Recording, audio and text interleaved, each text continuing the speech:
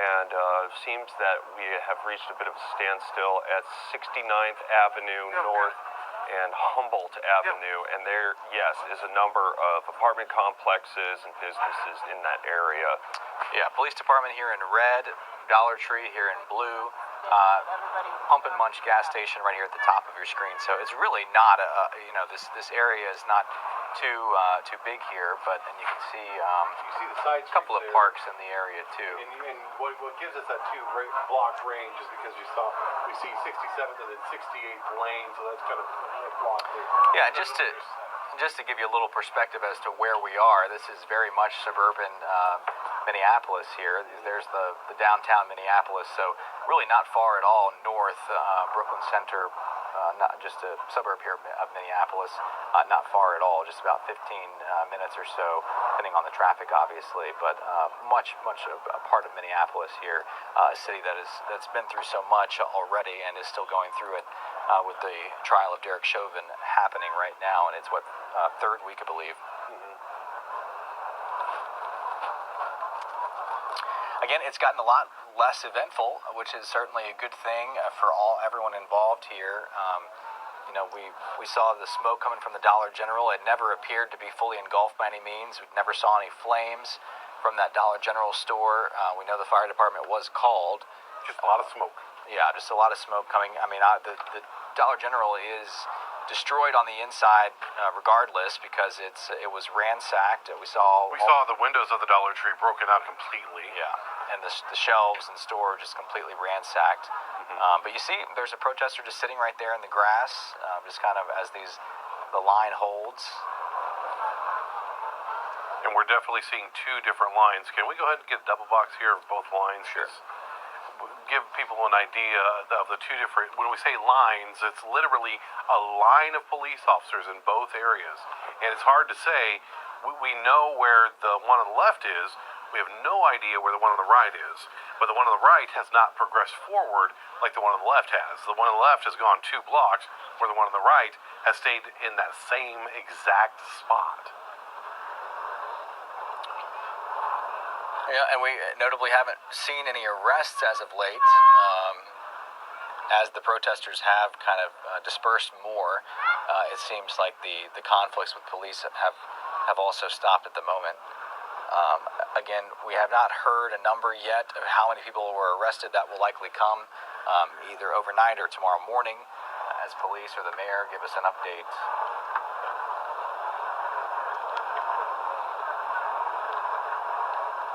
Things certainly calming down as we head toward 10:30 now. Again, the police started advancing about 8:30, so they've been in this kind of standoff posture for about 2 hours now with the protesters. There were lots more protesters, many as 1,000 maybe. We saw initially gathered surrounding the police station just a few blocks away. Tear gas was fired, several rounds, canisters of tear gas initially fired. That's what got the crowd on the move, the crowd of protesters on the move. And then a few clashes here and there with pepper spray, pepper balls we saw. And that's when we started seeing some people being taken into custody, likely charged with violating curfew, which is a misdemeanor. Haven't seen again any real acts of violence, which is good.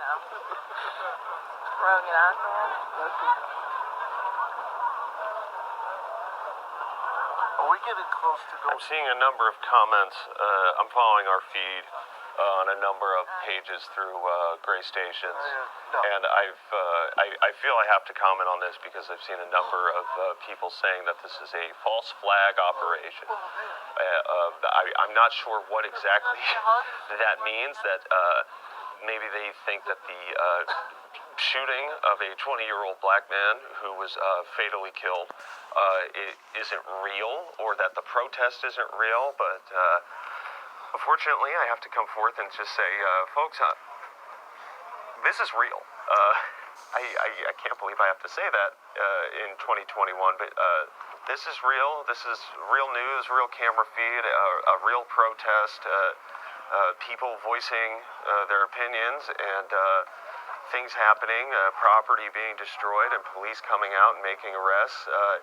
It's not fun. It's not nice. This isn't good, happy news, but this is real life.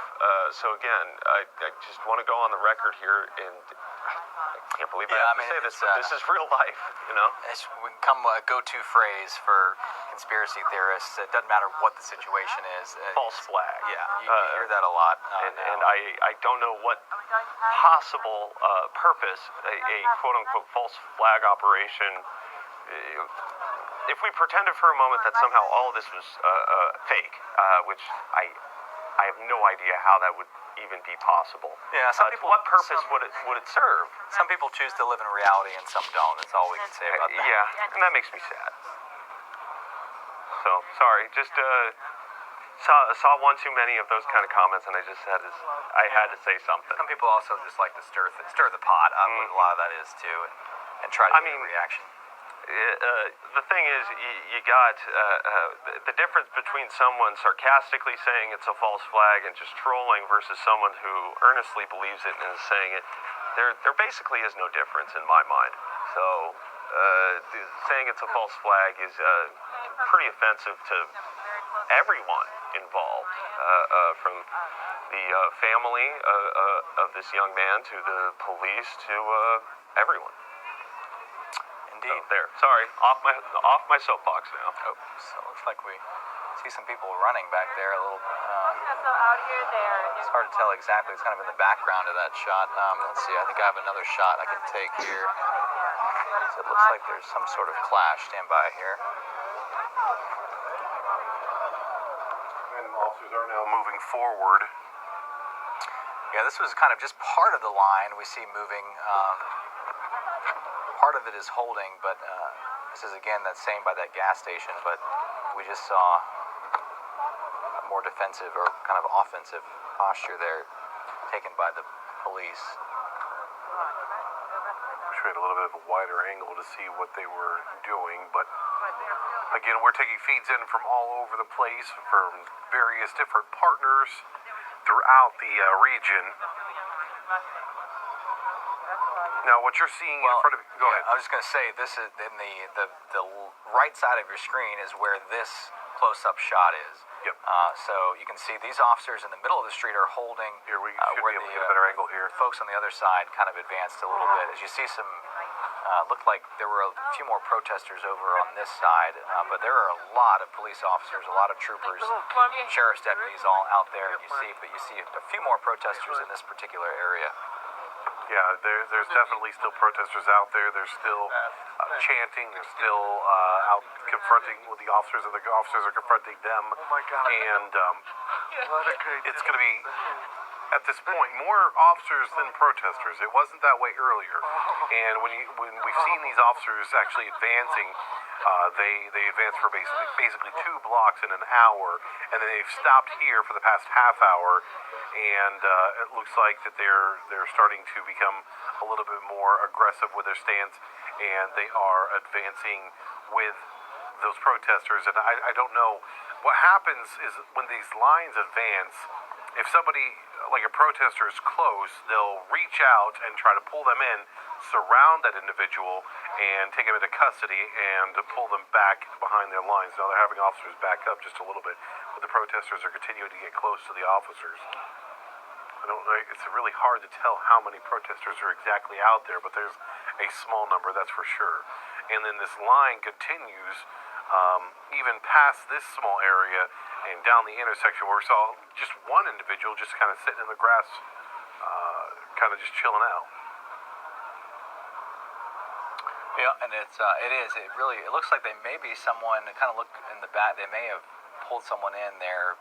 I see a I see police there. officer knelt down there. Look, I can't tell exactly what they're doing. But Yeah, it looks like they do have somebody in custody back there. May have been that commotion we saw a moment ago. As we see in this shot, look at a lot more officers coming up here. Yep. We got some more coming. Some Which reinforcements. is a sign that they could potentially be looking to advance again here. So can we do double blocks? So we got both angles here. Here's the officers approaching, and here's a better shot of the officers actually coming in and joining that line. The crowd is 50% media. So we could potentially see another advance here very shortly. And on the left side, you see that there are, I'd say about 20 protesters is what I can see. I'm guesstimating from the shot that we just briefly had. And yeah, they're definitely reinforcing that line there. And we will see, I have a feeling, another advance by officers here momentarily. And that could also be because they may have pulled officers from one line and brought them over, because I saw that the other line that we were on just a little bit ago, there was only a couple of people, so a couple of protesters. So they could have pulled officers from that line and brought them over here. And I say line not as a military formation, but just because there is a line of officers and a line of protesters. So that's the best way to describe what we're seeing is literally a line of people in one area. I know some folks associate it with military tactics, but this is just a line. That's the best way to describe what we're seeing here. Yeah, just a common crowd control tactic, obviously, that they use here. Checking just any updates from Minnesota Operations Safety Net. Let's see. 4 minutes ago, they're just reinforcing their message. Let's see, a couple of things here. Even peaceful protesters breaking curfew are subject to arrest. Please go home and stay there. Curfew in effect until 6 a.m. Also, 5 minutes ago, several businesses have been broken into at several locations in Minneapolis. Minneapolis PD officers have responded and arrests are being made. So not just in this one particular area, but it sounds like they're having some break-ins at businesses as we see some folks disperse again. Oh, okay, so folks are running. I'm guessing that's because we're starting to see the advance by officers now. As we saw that line of officers come in and reinforce that one line. And we've got, let's do a double box if we can, because this line, what you're seeing is, okay, the gas station on the right-hand side, and then it extends to the other side of the intersection is where you're seeing what's on the left side. So that's how wide this line is by officers. And you just have that one protester sitting in the grass there, where you've got a whole group of protesters here on the other side by the gas station too. So even though you're only seeing that one protester sitting in the grass, we don't know what's behind him. There could be more people back there too. But they definitely push back a lot of those individuals who are there, and there are more officers behind that initial line, and it looks like they are gathering more. They are setting up their perimeter. They are getting an idea of where they want these officers to be, and we could potentially see another push to disperse the remainder of those protesters. Yeah, I mean, at this point, it just seems like there are just way more officers and deputies and troopers out here than there are protesters at this point. So certainly they have the upper hand. Certainly things are much more calm than they were. The calmest really it's been in the last 2 hours that we've been watching this, 2.5 hours now. And hopefully this will be coming to an end here shortly. But and you have to wonder what the actual end game looks like here when police actually decide to pull back, when they think that they've gotten enough control, gotten enough people to leave. And obviously that's something that the commanders on the ground have to constantly be evaluating and decide when to kind of everyone to go home for the night, the police as well. So continuing our coverage here on Local News Live, a great television production. We are, again, grabbing several feeds from across the region from several different sources with our partners. I'm Sean Wheat, along with Graham Wilkins, and also Michael Bell. Here we go. We've got officers now approaching the protesters.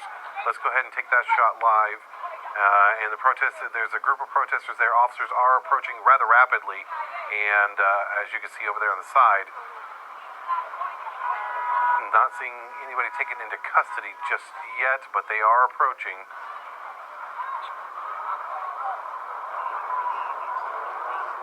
It looks like what they're trying to do, oh, there's a tree branch. Somebody has a tree branch. Officers are coming up on apartment buildings there.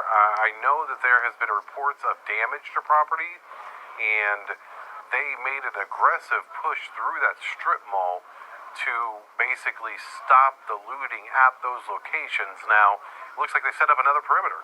They've basically cut that line in half over to that apartment building and are almost surrounding the individuals here. Okay, so that gives us a better idea of how many protesters there are. They are definitely spread out, and there are more of them than we had originally had thought, because we had only seen a small group of them up near the officers. So what they've done is they basically cut a line across the street and have almost kind of boxed in the protesters, and they are continuing to advance and move through.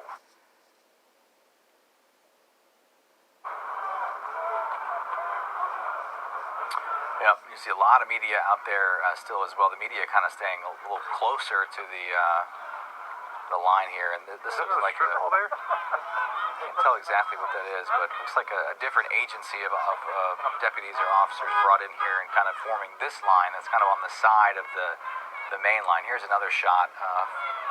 Looks like some sort of business here, but they're kind of moving through the parking lot, kind of just surrounding the intersection and pushing everyone away from different angles, from a couple different angles now.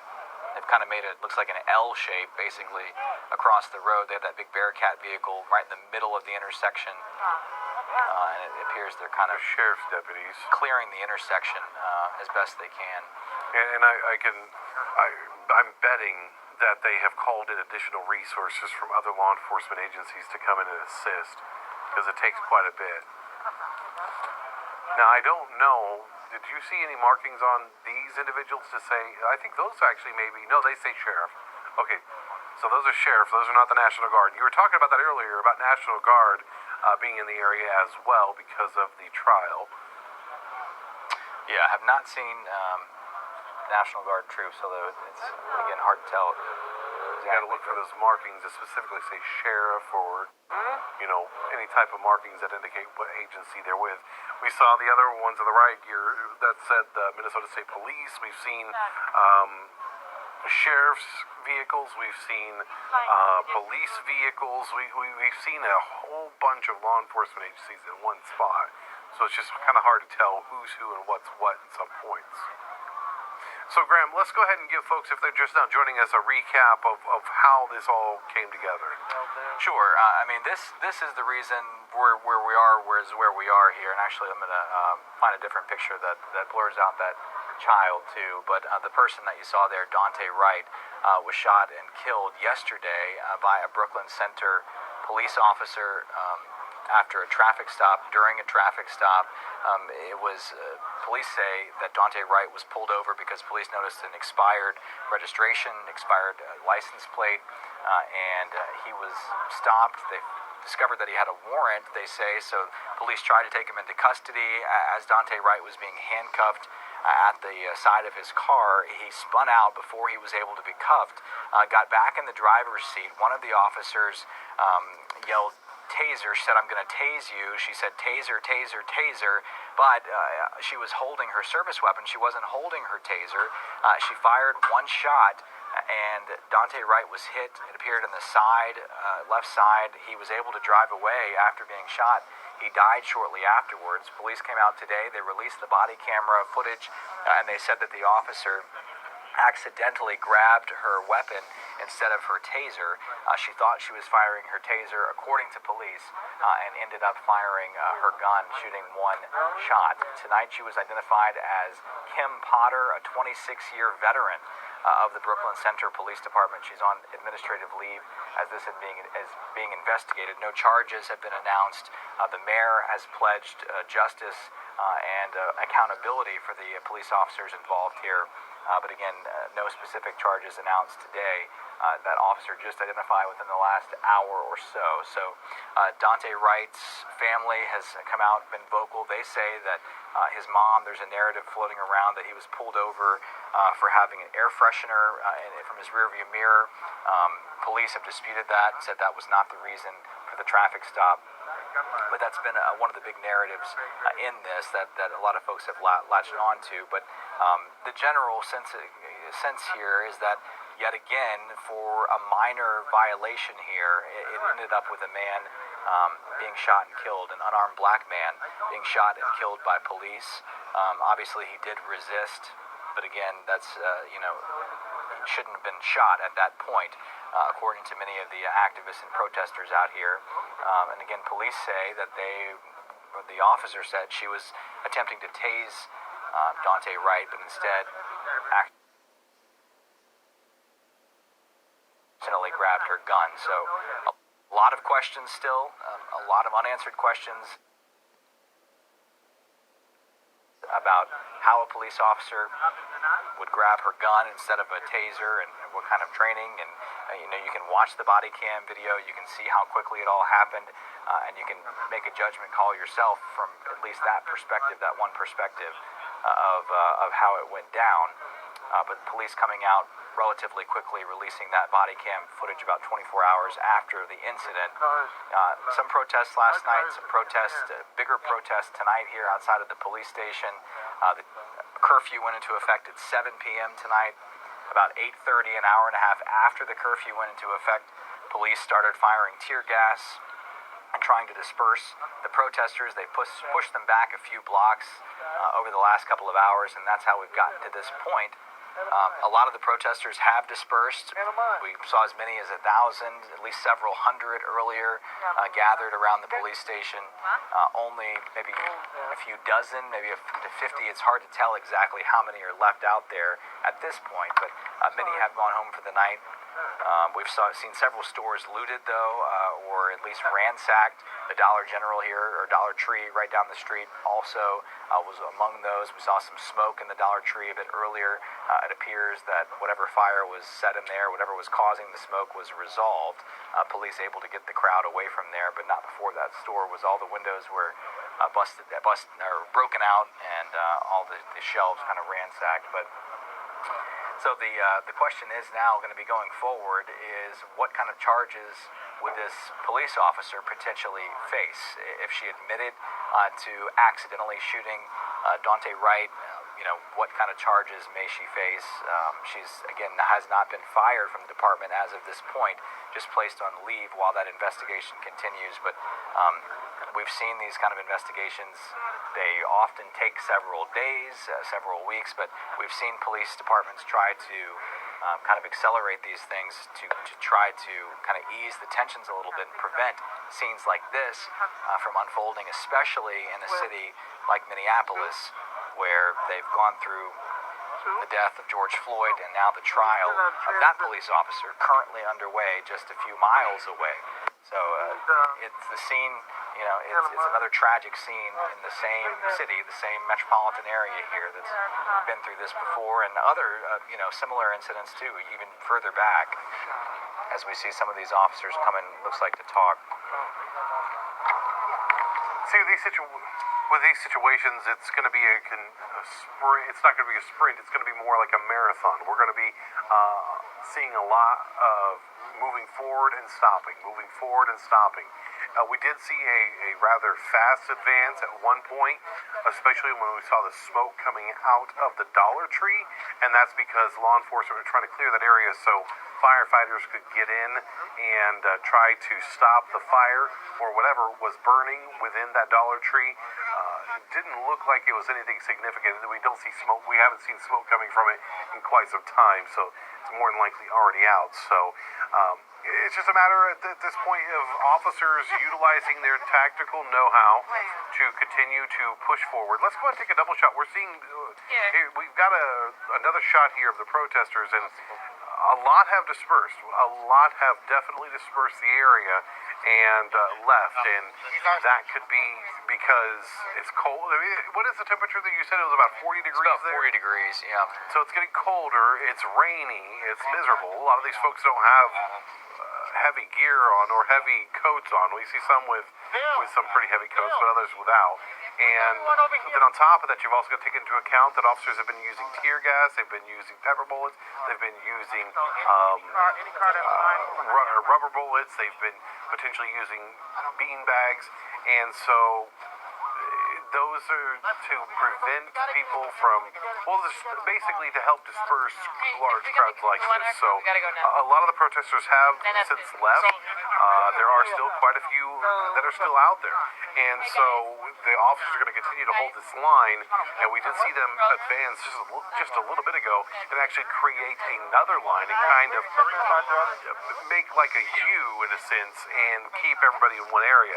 Because there's also apartment buildings that we've seen from previous reports and also from just by viewing that some of these protests have spurred some looting in some areas, and then also again the Dollar Tree, the prime example, how it was being vandalized, the smoke coming out of it.